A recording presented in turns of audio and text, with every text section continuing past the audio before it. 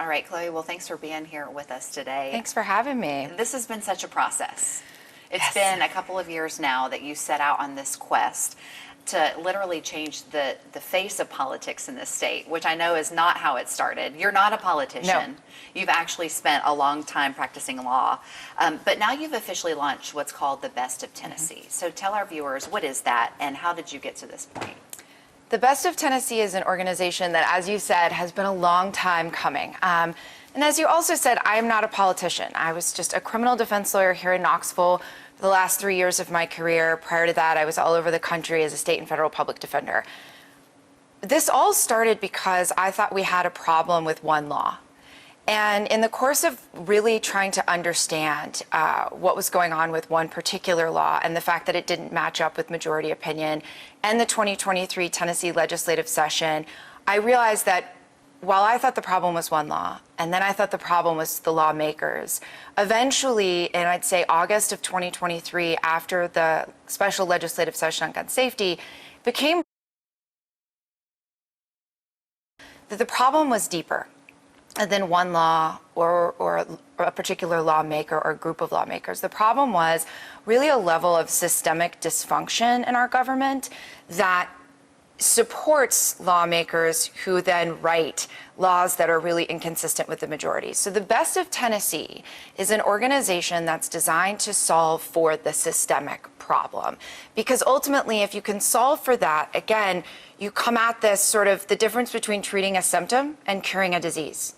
The Best of Tennessee is designed to cure the disease, to create a system of government that is more effective, that is more reasonable, that is more reflective of who we are as Tennesseans. And when we do that, and when we incentivize that, we have better lawmakers who are strong leaders who then write legislation that is more reasonable and common sense. And this is, I think, important regardless of whether you're a Republican, a Democrat, or an independent. I think we all are really craving more reason and common sense sort of sanity in our government. And that's what we're designed to solve for. Well, you talk about dysfunction and systemic problems, a disconnect really between voters and lawmakers. How would you describe the state of Tennessee politics today? I think the state of Tennessee politics today has put an incredible premium on theatrics, on placating to a perceived base. And this goes for both sides of the aisle. This is not a problem that exists within one political party or the other. And I think that we've become so divisive and the rhetoric around politics has become so hyper-polarized that the state of our politics is no longer finding a way to yes. It's just people sort of screaming no at one another. And that grinds progress to a halt. It doesn't appear to me that there's any more incentive to try to find a way forward because everyone in politics appears to be so entrenched in their own sort of battlegrounds. And I think that that is just a devastating way to do business when the job of our government is to find solutions. And we live in a complicated world with complicated problems, and we need to be able to try to move the ball forward, which requires a level of collaboration and communication that I think we're missing. And so where do you think this leaves Tennessee voters? I think this leaves Tennessee voters just completely disillusioned and disappointed. And I think one of the things that I have grown frustrated by as a Tennessee voter is when you hear folks say something like, if you're unhappy with the system, you should just vote. And that's absolutely true. But in 2022, 54 of our 99 House seats that were up for re-election ran unopposed. So it's not just a voting problem. It's a running problem. It's a candidate problem. And so I think that the state of voters in Tennessee is just frustration. And I don't think this is just one party or the other. I think many of us feel, especially those in the middle, people whose views are complicated, who doesn't fit completely with one side or the other, I think we feel very disenfranchised and very left out of the conversation because it's formed in such a rigid way that it feels like there's no place for anyone in the middle. And that leaves folks not wanting to vote, and it leaves folks not wanting to run, which is reflective in the lack of competition that we see in our elections. Okay, so how does Best of Tennessee address everything we've just talked about? Yeah. And what distinguishes this from other organizations in Tennessee? So I've spent a couple of years and really the last year with a team trying to solve for this particular problem. And what makes the Best of Tennessee different is that we have an actionable plan to solve for this level of government dysfunction. And the way we intend to do this is sort of the way that you solve for any problem. You have to understand what caused it. So we look at this level of government dysfunction and have spent months and months, if not for me, years, trying to understand what led to this. And of course, there's myriad factors, but when you really kind of pull up 30,000 feet, we have evaluated that two primary causes resulted in this level of dysfunction. One is cultural, and one has to do with competition. In terms of cultural, we have a hyperpolarization of politics that really did not start last year or 2 years ago. This started around 2010. And what happened with the hyperpolarization of politics means conversations around issues are really dominated by the most rigid viewpoints. And it becomes very hateful and very toxic. And as a result of that culture becoming so full of rage and hate, most regular people in the middle just left. I mean, why would you want to participate in a system that is so utterly broken and just sort of despicable and full of hate? You don't. So those folks in the middle left due to the cultural hyperpolarization of politics. The other part of what caused this problem and has to do with those folks leaving sort of the political realm is a lack of competition. Competition breeds excellence. We rely on competition for our economy. We rely on competition. You want to watch the best basketball players in March Madness. Great competitors elevate one another. When you aren't running candidates and when you are not consistently challenging in the form of elections, there's no incentive for lawmakers to be better because competition is what solves for that. And so at the Best of Tennessee, we are committed to addressing both the cultural cause and the lack of competition. And the way we're going to do that is, on the one hand, we are going to mount an aggressive, sustained campaign to shift the culture around politics. The good news is that culture is made up of people, which means people can change it. And I think we're starting to see this already. We would just like to hasten the process so that there's less damage in the time it takes to engage in this shift. And the way we really want to go about shifting the culture is we're not a policy organization. We are not here to talk about ideology or policy. What we believe has been missing from the conversation around politics is a focus on strong leadership. This is a topic of conversation that we believe all of those folks in the middle will want to participate in. No one wants to get into a debate about policy and get into that sort of cul-de-sac of going round and round. But I think we believe, and we think folks will agree with us, that what we're missing from politics and from our government is strong leadership. And we define strong leadership as folks who exhibit characteristics of courage, character, communication, and collaboration. And we want to shift the culture by driving an aggressive and sustained campaign to remind folks that we need to reprioritize that analysis back into politics. Because at the end of the day, no matter what your views are, right or left, if you are the type of person who exhibits those characteristics, who shows an aptitude for strong leadership, you're going to be a better lawmaker. So we're going to shift the conversation using digital media, using social media, and really working diligently to drive that new way of talking and thinking about politics. And this isn't just sort of a woo-woo, let's change the culture type of, endeavor. There's a reason behind that. Because when you shift the culture, something really important happens. All those folks in the middle, those are the folks we need if we want to actually change who's in office. We bring them back. We shift the conversation so that we can bring all these folks back, not just as voters, but as potential candidates. And that brings us to the second part of the solution, which is increasing and cultivating competition. And so once you have developed a relationship with those folks in the center, you can then go into districts, and one of our strategies are twofold. This electoral cycle, we will be, in the words of our political advisor, hunting where the ducks are. Or as he likes to say, hunting where the ducks are. And what I mean by that is there are elections in this state that are still quite competitive. Those happen to be partisan primary elections. So this cycle, 2024, our organization will be supporting candidates who exhibit strong leadership in their partisan primaries when facing challengers that do not exhibit strong leadership characteristics. And we're not evaluating candidates based on their policy. There's plenty of other organizations that do that. We are looking at candidates who exhibit strong leadership. Beginning in January of 2025, we are going to begin actually cultivating increased competition. We would like to go out into the state, into these communities that we believe deserve better, and we're not going to tell them you should run this candidate or that candidate. We want to work with community leaders to help them identify what a great representative would look like, help them build a profile, help them recruit someone great, and then hopefully find someone to run in the 26 cycle. But this process takes time.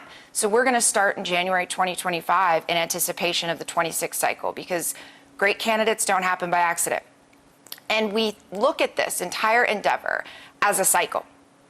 That when you bring more folks back into politics by honing in on leadership instead of policy, you create a group that's big enough to mobilize and not only serve as voters, but also serve as candidates.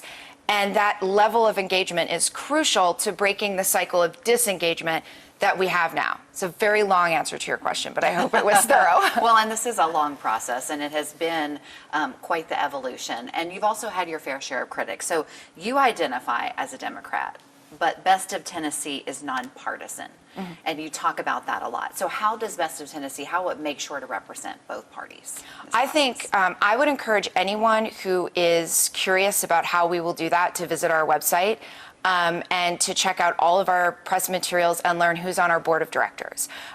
This is a nonpartisan project with a bipartisan leadership structure. What we are attempting to achieve transcends political party. I am excited to see better candidates from both parties compete, because when that happens, democracy flourishes. I want every person in Tennessee to live in a city or a community or a town where their vote is earned. Their vote is earned by the candidate of both parties, because the stronger the candidates are of each party, the better the system works. And so this is agreed upon by Republicans. This is agreed upon by Democrats, by independents. I think we've become so hyper polarized and hyper partisan that we have missed the forest for the trees, as we say in law school. And I think we need to get back to prioritizing the collective good. And if we have a system that works, competition's a beautiful thing. Let it roll. But we've got to have that competition to kind of right the ship. And so my personal politics are really entirely irrelevant to any of our mission and goal. And I think that's also what sets this apart from every other organization. We're not interested in driving an agenda. We're not interested in giving one party or the other any edge. You really can't. We are interested in solving for a level of dysfunction that has nothing to do with whether you're a Republican or a Democrat, and everything to do with a systemic breakdown. And so we really leave our politics, quite frankly, at the door and recognize this is about something much more foundational than how we might, vote in a given election. Now, when you start eyeing potential candidates, how do you go about distinguishing what a great political leader is and how they're consistent with democracy compared to one who is not? I think what you look for is, and one of the reasons that we spent a lot of time identifying those 4 values: character, courage, communication, and collaboration. And on our website, we really set forth why those 4 values were so important. And I think because those 4 values and those 4 character traits, when they are expressed in folks, elevate democracy. So what do I mean by that? For example, courage. We really thought about this not as necessarily just the courage to articulate your opinion, but the courage to admit when you might be wrong, the courage to listen, the courage to have the humility required to say, I saw it one way and I think maybe I wasn't accurate. That takes courage in this political environment. talk about character, strong character. That you have the capacity to stand up for your community and for the people that elected you and not fall into a cycle of perpetuating sort of a power struggle in Nashville. That takes character. And so when we look at potential candidates, I think you can look at folks' public lives and the way they've conducted themselves, and we look for folks who are, business leaders, parents, folks who are active in their community. And I think it's important also that our organization is not interested in perfection. Our entire country is a grand experiment. No one is perfect, but I think looking for folks who embrace those values and that you see in other areas of their lives and bringing that to Nashville is so crucial because those 4 values, communication, collaboration, you can't have a democracy unless you can communicate. And communication is not only talking, it's the ability to listen. It's actually driving a conversation instead of just shutting one down. And collaboration is sort of, I think in analogies because I'm a trial lawyer, and I think collaboration is sort of getting a ball down a court and passing it to get it there, right? You have to be able to rely on other people in government to help get you from one end to the other. And so we really think that looking for candidates and leaders, and there are many of them already in the General Assembly. I think this is also something that people tend to forget. We have some great lawmakers in our General Assembly right now. And our 2024 cycle, we intend to support, hopefully, some incumbents against challengers who are not strong leaders. And I think when you can elevate strong leadership, you find folks who embrace these qualities and characteristics, regardless of their political party, the entire system rises to the occasion. This week is an important qualifying deadline for both the State House and Senate. Is Best of Tennessee ready to announce who they will be supporting and what maybe districts you'll be targeting? Eventually we will, yes. So as you just mentioned, April 4th is the deadline to file to run as a candidate in the elections this cycle. There is a drop deadline of April 11th for folks who may change their mind or make a shift in their campaign. After the 11th, between the 4th and the 11th, we will be closely monitoring the races that are emerging. And then we hope eventually towards the end of the month to be able to know with precision which races we're getting involved in. And, so this cycle was a little different because we're playing a bit of defense in the sense that we are not starting our candidate recruitment until next year. And so we're really looking to see how these races emerge and really very much focusing in on the partisan primaries. So how do you find the right candidate without focusing on the political party? I think one of the things that we are preparing to do is going into communities and sitting down with a wide variety of community leaders. And this includes business leaders, this includes faith leaders, this includes parents. I have had more engagement in the political process from moms. I think we've seen that across the state over the last year. And I think that talking to folks who are active leaders in their community and saying, hey, what are you looking for? Set policy aside for a minute. What are you looking for in someone to represent your community? What does the ideal person look like? And starting from that conversation, instead of saying, what party does the ideal person belong to? What policy position does the ideal person take on X, Y, or Z issue? What is a great representative of this county or that county? What does that feel like to you? And so working backward almost and saying, okay, so this is really what might be a wonderful fit for this district. And then going to those leaders and saying next, who do you know who fits that description? And really thinking outside of the box here. We need more working, capable, everyday folks in office. We don't need professional politicians. And I think the diversity of experience is critical. And, personally, I would love to see, more women working in our legislature. I'd love to see more people of color. I'd love to see more people of diverse lived experience because it really does elevate the conversations in a way that are that are crucial, but those are decisions for the communities themselves to make as to who they believe would be their best representative. And and I think it's also crucial to remember, while we're doing that process, we're still foot on the gas, assisting and shifting the culture, so that eventually, if there is a great candidate or a great potential candidate who says, I would love to run, but this environment's just too divisive, we can say, give us 6 more months, let us keep working. Because you have to have both of those things happening. I think that's also what sets us apart. A lot of the best potential leaders are just unwilling to run because it is so toxic. And so you have to come at this from both of those sort of arenas in order to, convince someone who would be amazing to take that chance. And we hope that we'll be able to move the needle on that by the time we're talking in April of 2026. Have you had people already reach out to you? You've been vocal in this space for a little bit who might be interested in that?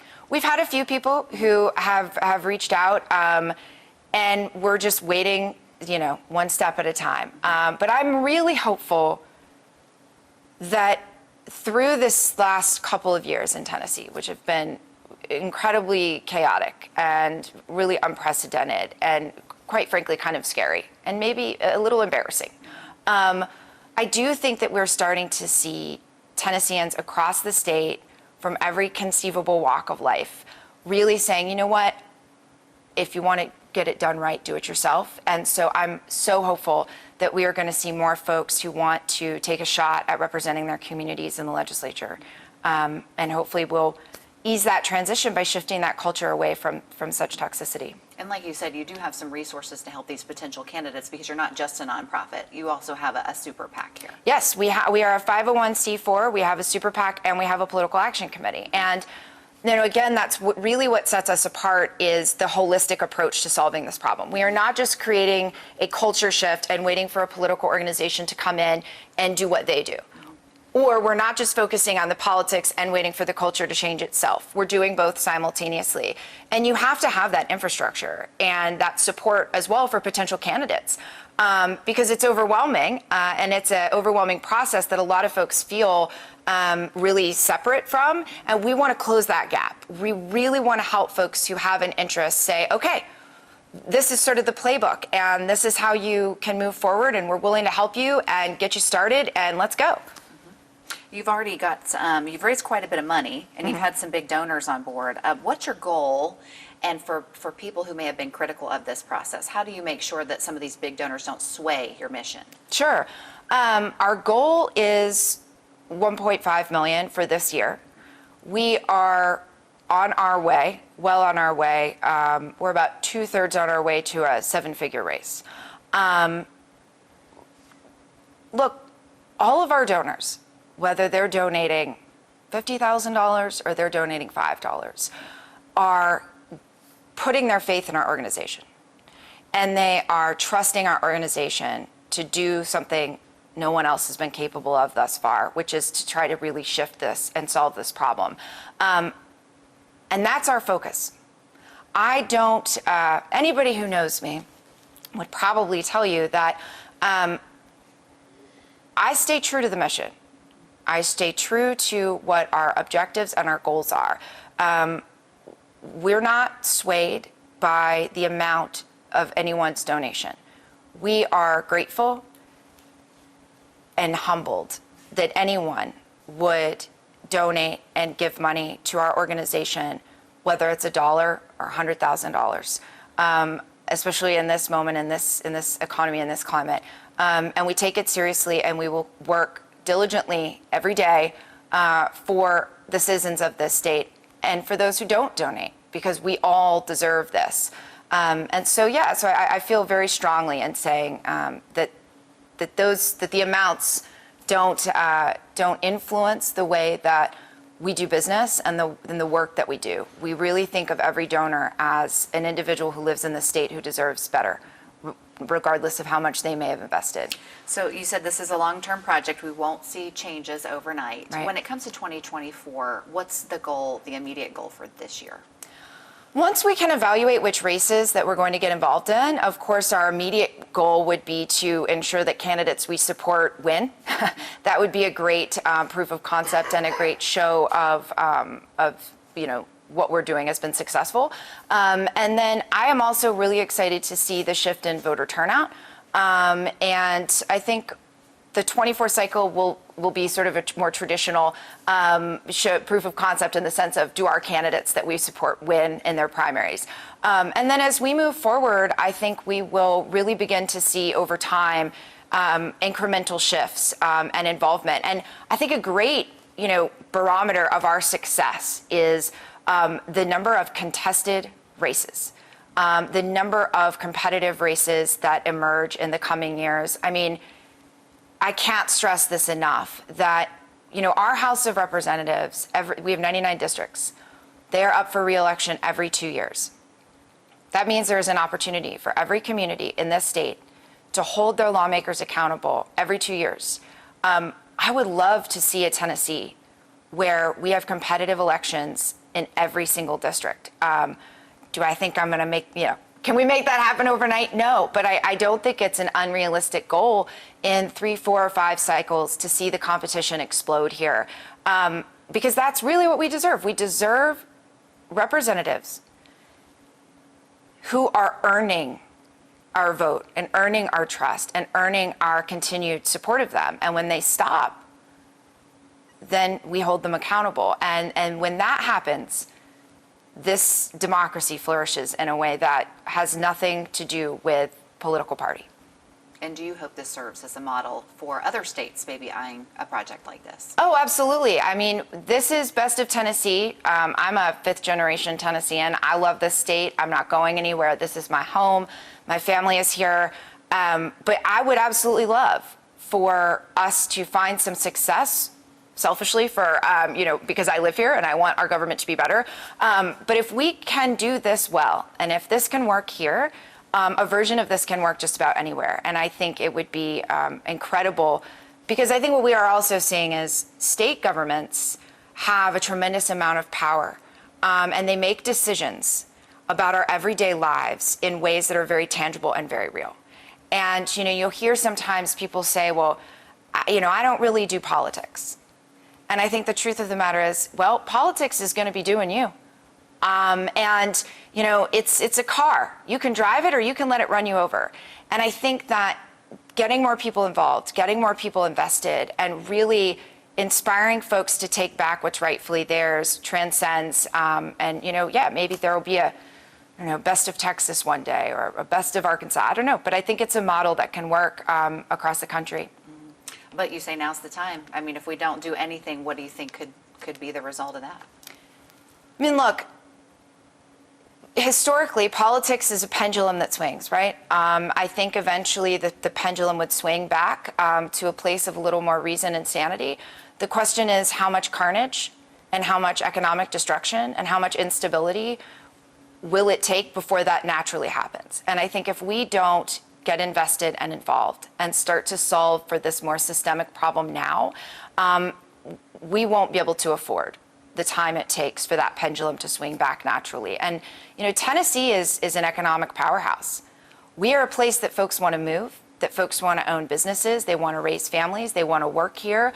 And we, in order to maintain that reputation, in order to maintain what we have built for decades, we've got to rein it in. We got to get the train back on the tracks here. And it's not about, again, driving policy one way or the other. It's about having a functional government, because as soon as that goes off the rails, all of that economic stability, all of that, the reasons people want to be here, want to work here, that starts to slowly erode. And we really need to prevent that from happening. What else do you want voters to know as you charge ahead with this mission very soon? You're launching this week. I think I would want all Tennesseans, whether they have voted or not, to know that there's an organization out there that sees everyone in the middle, that sees this problem for what it is, that is willing to put aside party political differences and get down to the business of solving this problem. I am a trial lawyer by trade. I don't do theory. I don't do policy. I don't do, think tanks. They're valuable, but I want a concrete, actionable plan to solve this problem so that we can continue to live in a place that we all love so much. I am so tired of hearing folks criticize Tennessee. And we certainly have our problems and we certainly have our struggles, but this is an absolutely incredible place to live. This is home to some of the most amazing people in the country. This is, the birthplace of women's suffrage. This is a home of the civil rights movement. This is a state that, is called the volunteer state for a reason. This is an amazing place, and I would hope that folks in Tennessee can recognize that our organization values Tennessee. We named it the Best of Tennessee because we believe that when the best people rise up and become leaders, we are all better for it, regardless of your politics. And it's time to create an organization that elevates that once again to the forefront. And I don't think it will take too long. This is a state of our political DNA is not divisive. We are home to Bob Corker and Bill Haslam and Al Gore and Harold Ford Jr. and Phil Bredesen and Lamar Alexander. I mean, when you look back, we are a state that has elevated leadership from both parties that are strong, capable individuals who put the state of Tennessee first and who exhibit those characteristics of leadership, regardless of whether you like their policies or not. And we'll get back there. We'll get back there. I truly believe that. And I hope for folks who haven't voted that we give them a reason to, and that we'll give them some better candidates to vote for. Well, Chloe, thank you, and good luck to you on your mission. Where can people go for more information? You can check out our website, bestoftn.us. You can follow us on Facebook and Instagram. I would encourage everybody to, as I say, look under the hood.